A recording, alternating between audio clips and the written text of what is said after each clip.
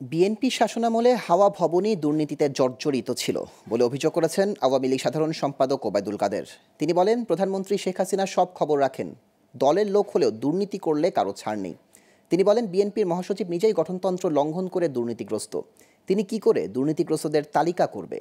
দুপুরে ধানমন্ডিতে দলীয় সভাপতির কার্যালয়ে সংবাদ সম্মেলনে তিনি এসব কথা বলেন। এ সময় সাবেক আইজিপি বেনজির প্রসঙ্গে এক প্রশ্নের জবাবে ওবায়দুল কাদের বলেন, তার দেশত্যাগ প্রসঙ্গে কোনো তথ্য নেই, তবে বিষয়টি আইনের গতিতেই চলছে। বিস্তারিত জানাচ্ছেন শাহরিয়ার বাঁধন। শুক্রবার দুপুরে ধানমন্ডিতে দলীয় সভাপতির কার্যালয়ে সাংবাদিকদের সাথে মতবিনিময় করেন আওয়ামী লীগ সাধারণ সম্পাদক ওবায়দুল কাদের। বিএনপি শাসনামলে হাওয়া ভবনই দুর্নীতিতে জর্জরিত ছিল অভিযোগ করে আওয়ামী লীগ সাধারণ সম্পাদক বলেন, প্রধানমন্ত্রী শেখ হাসিনা সব খবর রাখেন, দলের লোক হোক আর প্রধানমন্ত্রীর কার্যালয়ের লোক হোক, দুর্নীতি করলে কারো ছাড় নেই। প্রধানমন্ত্রীর কাছে সব খবর আছে, কারা কি করে। তার অফিসেরও কিছু লোকের বিরুদ্ধে ব্যবস্থা নিয়েছে। বিএনপি আমলে কালকে তাদের কোনো লোককে শাস্তি দিয়েছে। হাওয়া ভবনের নির্দেশে চলতো বাংলাদেশের প্রশাসনের একটা বড় অংশ। সবাই কি সেটা জানে না?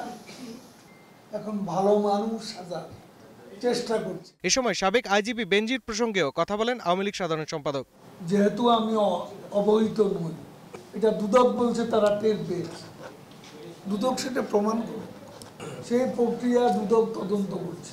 দুদক যদি মামলা করে, আদালত ঠিক করবে, তাকে গ্রেপ্তার করবে, কখন করবে, জেলে পাঠাবে, কিন্তু প্রক্রিয়ার মধ্যে দিয়ে হবে।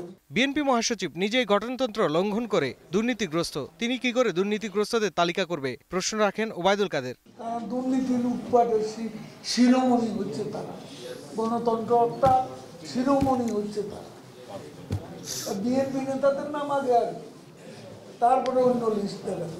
তিনি দাবি করেন, গণতন্ত্রকে ধ্বংস করে বিএনপির নেতারা গণতন্ত্রের বুলি আওড়ান। তাদের গণতন্ত্র ছিল কারফিউ গণতন্ত্র, প্রহসনের নির্বাচনের গণতন্ত্র।